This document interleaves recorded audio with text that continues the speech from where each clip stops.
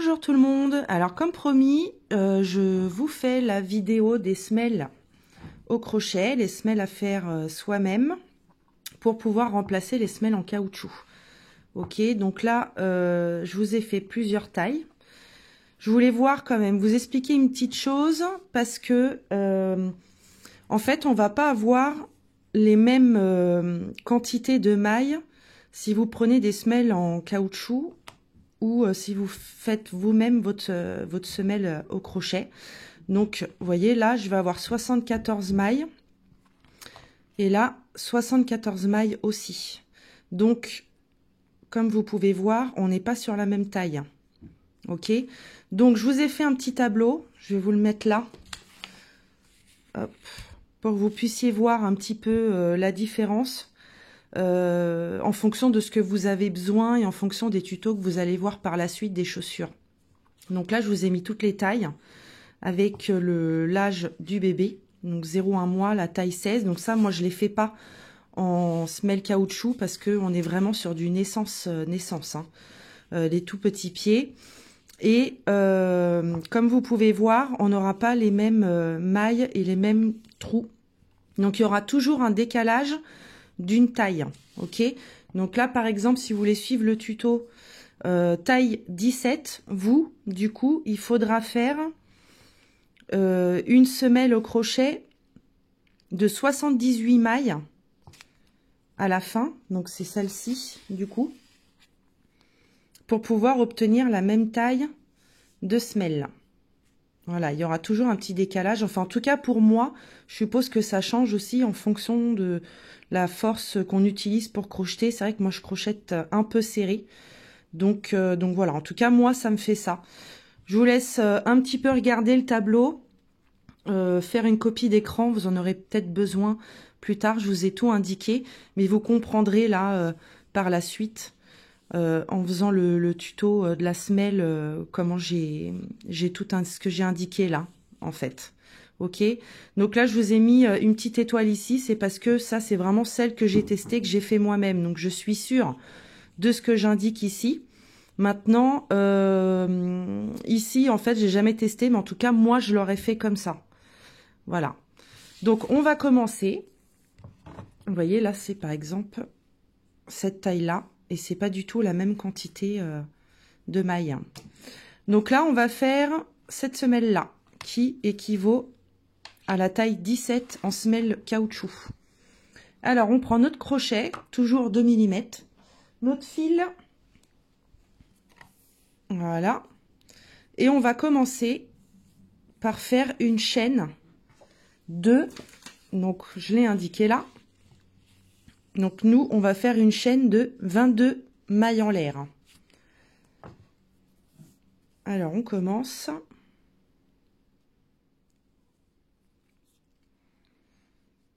Donc, on fait 22 mailles en l'air. 1, 2, 3.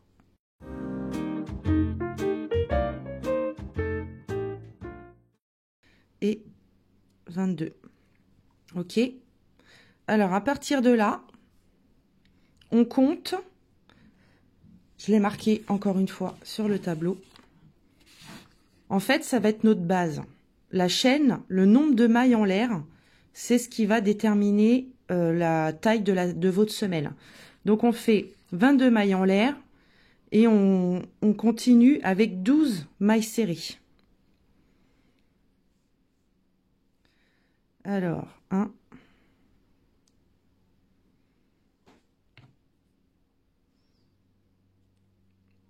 2,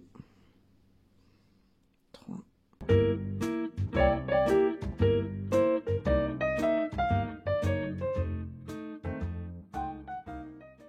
Et 12. Donc ça, pareil, le nombre de mailles serrées, ça va changer en fonction de votre taille de semelle. Il y aura toujours à ce moment-là une demi-bride. C'est ce qui nous permet de faire la transition. Passer du petit au grand. Et ensuite, on fait des brides. On fait des brides jusqu'au bout de la chaîne.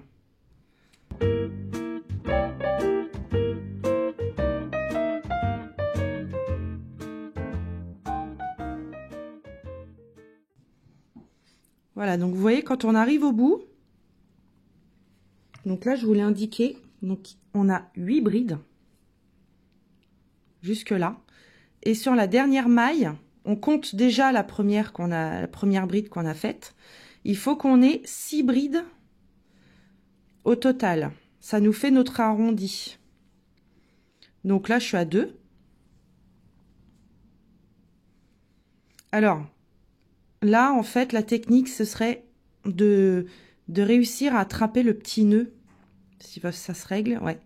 D'attraper le petit nœud ici, parce que si on l'attrape pas, à force de faire des brides dans le même trou, ça agrandit le trou et à la fin, on se retrouve avec un trou au milieu de la semelle. Donc là, je suis à 1, 2, 3, 4.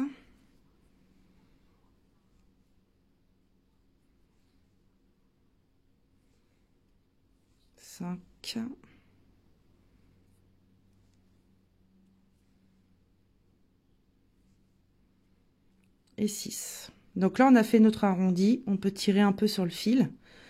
Donc là, on fait exactement la même chose qu'on a fait sur le premier rang. Et on attrape le fil. Comme ça, il est déjà rentré. Donc, on a une bride ici.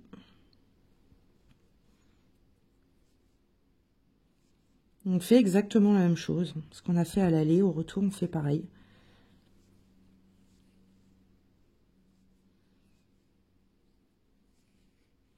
Du coup, on fait 7 brides, vu que la 8e était dans l'arrondi. Après, il y a juste à regarder ce qu'il y a en face, hein, pour se repérer. Donc, c'est vrai que moi, je fonctionne beaucoup au repère. Je compte pas vraiment les mailles parce que je trouve ça trop fatigant, en fait. J'aime bien juste avoir des repères. Comme ça, on peut modifier les tailles.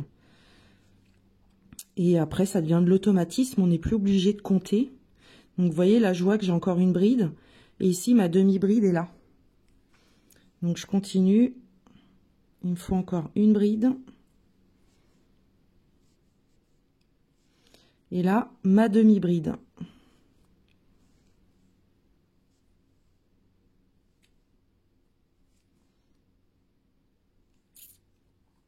Voilà. Donc, on continue avec les mailles serrées.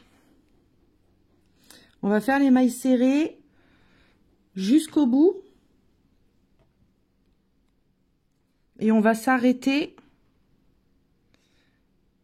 On va s'arrêter à celle-là. Ici, celle-ci, on la compte pas encore. Donc, on fait des mailles serrées jusqu'au bout. Donc, moi, je vais mettre en avance rapide.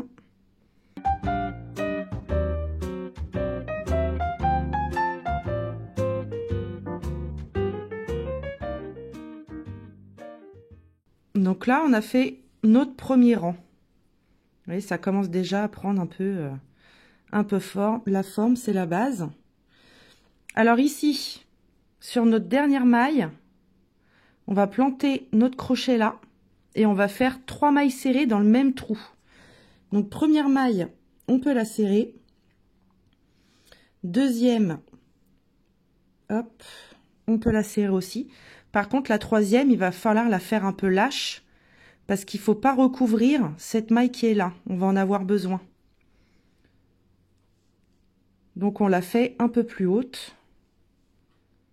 Voilà. Comme ça, elle n'est pas trop cachée. Ensuite, on retourne chercher notre maille. Ça, je vous dis, il ne faut pas serrer la dernière maille parce que sinon, impossible d'aller la récupérer. Celle-là.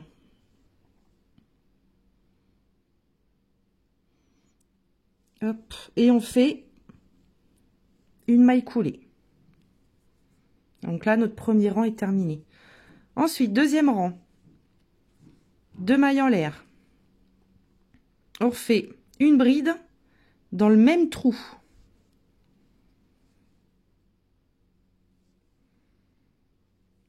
On refait une autre demi-bride, une autre bride, pardon. Donc là, on va faire que des brides maintenant. Jusqu'à la fin, d'ailleurs. Donc là, maintenant, le repère. On va faire des brides sur toute la longueur. Et on va s'arrêter une bride avant notre demi-cercle là.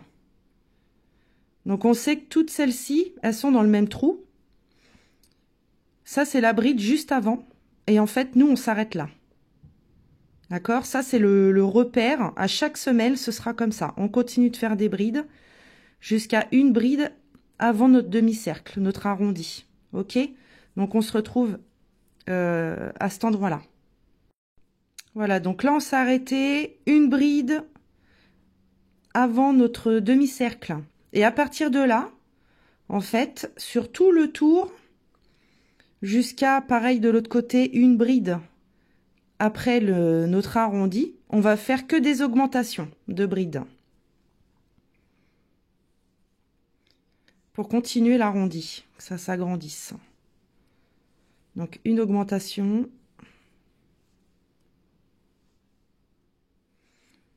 Une deuxième.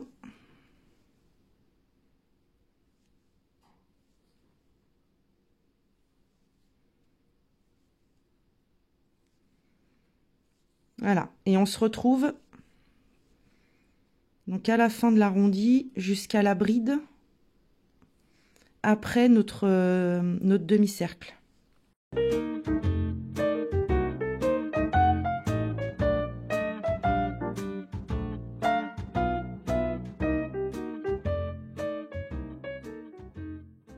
Voilà. Donc, vous voyez, je me suis arrêtée à la bride après nos 6 brides qu'on a mis dans la même maille. Et puis bah là, on continue en fait à faire des brides simples jusqu'en bas de la semelle. Et là, notre repère maintenant, ça va être de l'autre côté, au talon. Donc on continue de faire des brides sur toute la longueur.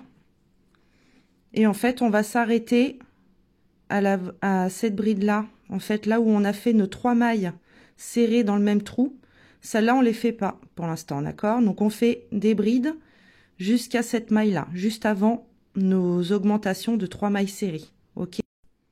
Ok, donc là, on arrive sur nos 3 mailles serrées. Ok, là, on voit bien, j'ai fait ma bride sur la maille serrée juste avant les augmentations là. Donc là, on va tout simplement faire une augmentation de bride sur ces 3 mailles. 1, 2 et 3.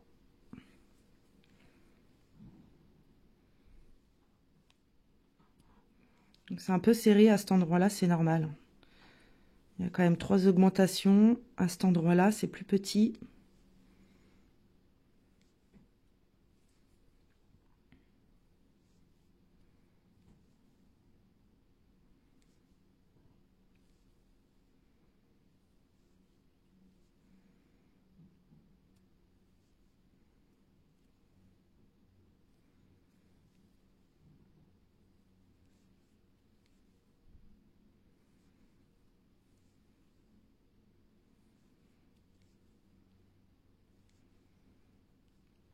Ok, alors là, on a fait 3 augmentations. Sur la dernière maille, en fait, c'est pas vraiment une maille ici, c'est là où on a fait nos 2 mailles en l'air. On va refaire une bride ici, parce qu'on va considérer que les 2 mailles en l'air, c'est une bride. Et ça nous fera en fait une augmentation aussi à cet endroit-là, quoi. Donc on fait juste une bride qu'on va assembler à nos 2 mailles en l'air, enfin la première bride qui se trouve là, et on fait une maille coulée pour fermer notre deuxième rang. Voilà. Et en fait, avec les 2 mailles en l'air, ça nous fait comme une augmentation aussi là. Donc on a un bel arrondi. Donc 3e rang et le dernier. Encore 2 mailles en l'air, une bride dans le même trou. Et on fait des brides, cette fois le repère, donc sur toute la longueur. Et on va s'arrêter à la première bride de notre première augmentation. Donc elle est là. Vous voyez, là j'ai mon augmentation. Donc on fait une bride jusqu'à là. Parce que ici on va commencer d'autres augmentations. Ok? Et on se retrouve là. Alors là, j'arrive à mon repère. La première bride de mon augmentation de mon rang précédent. Donc là, en fait, sur tout le tour, ce qu'on va faire, première bride, une augmentation. Deuxième bride, une bride simple. Première bride, une augmentation. Deuxième bride, une bride simple. Et on fait ça sur tout le contour. Donc, je vais déjà commencer par celle-là. Donc, une augmentation.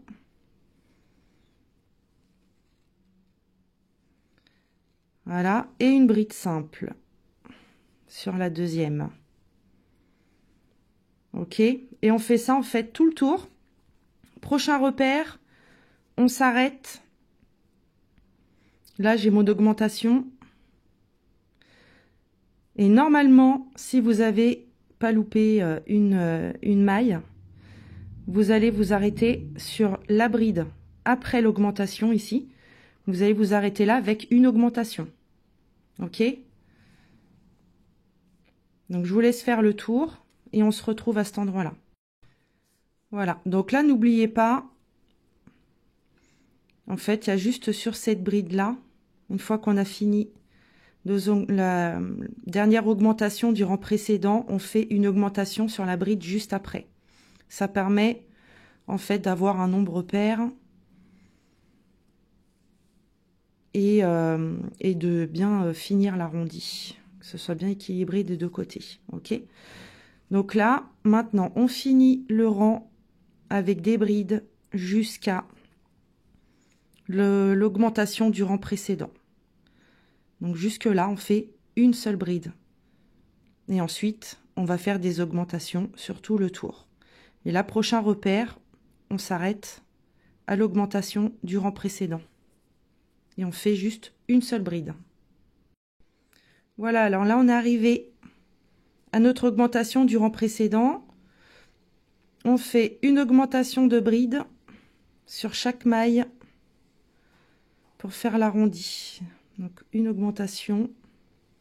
Cette fois, c'est une augmentation à chaque fois. On ne fait pas 1 sur 2 comme on a fait pour l'avant. Donc, augmentation. Augmentation.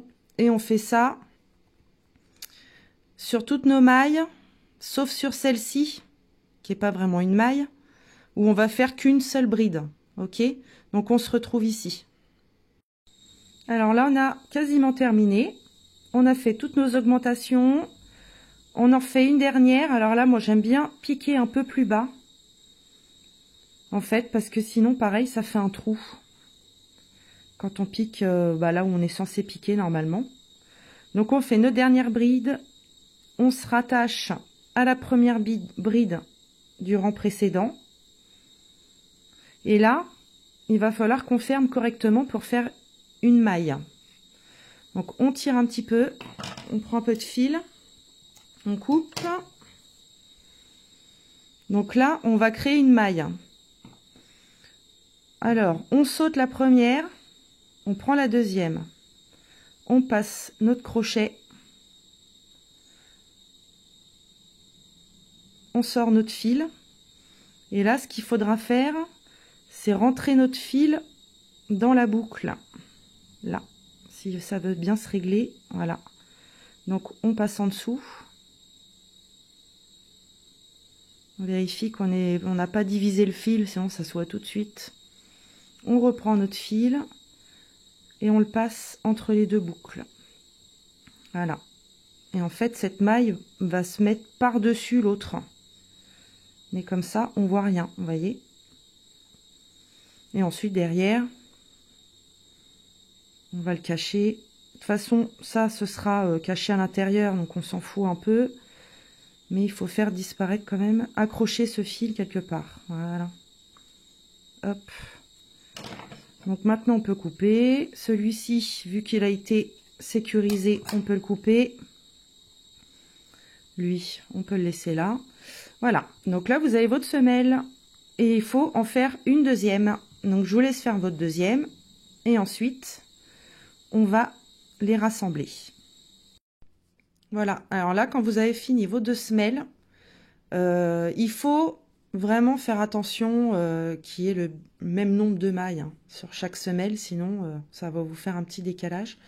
Donc soit on les assemble comme ça directement, soit pendant une période j'utilisais ça, en fait j'avais acheté, vous savez, les petites feuilles en mousse là comme ça, et puis vous découpez la semelle et puis vous pouvez la mettre entre les deux comme ça pour la rendre un peu plus rigide. J'ai cherché aussi à un moment donné des espèces de feuilles en PVC, enfin je sais pas trop, en espèce de plastique rigide, un peu comme les pochettes à documents. Mais bon, je me voyais pas découper les pochettes, mais j'ai pas trouvé. Voilà, après vous pouvez mettre ce que vous voulez à l'intérieur si vous voulez que ce soit un peu plus rigide. Ok, alors là du coup on les met bien face à face le plus possible. Il faut que ce soit bien, bien en face.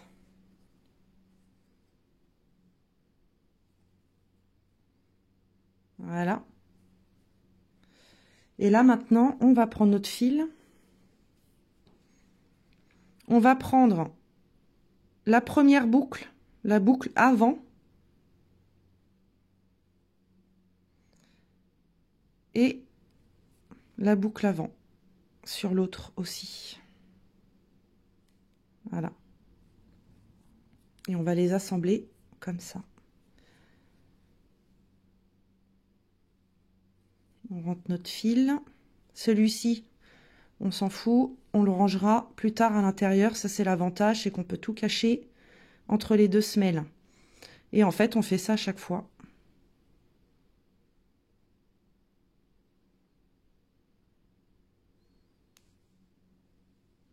Et on fait des mailles coulées.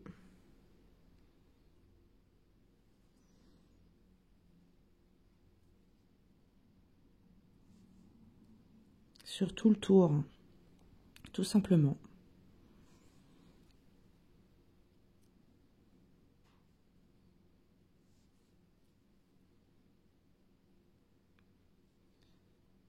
Hop. Et nous, ce qui nous intéresse, ça va être par la suite ces mailles-là. Et en fait, ça revient au même avec notre semelle en caoutchouc. On a exactement la même chose de l'autre côté. Vous voyez, derrière, ça fait propre. On a notre fil là, ici, qui est bien caché. Donc, on fait tout le tour comme ça. Et on se rejoint ici. Je vais vous montrer un peu comment terminer pour que la maille soit jolie aussi à la fin. Alors là, on a fini notre tour. On arrive au bout, à la dernière maille. On va laisser un peu de fil. Et on va recréer une maille pour finir le rang. Donc pareil que tout à l'heure, sauf que là, on passe pas par-dessus une autre, on en fait une. Donc on passe en dessous. Là, en fait, nous, ce qu'il nous faut, c'est qu'on arrive à attraper les mailles d'en dessous. Et puis de ressortir notre crochet entre les deux boucles.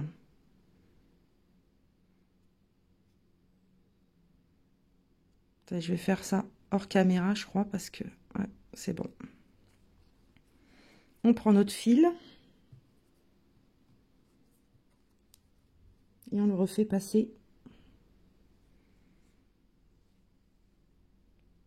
derrière. Ouais, moi je vais faire hors caméra.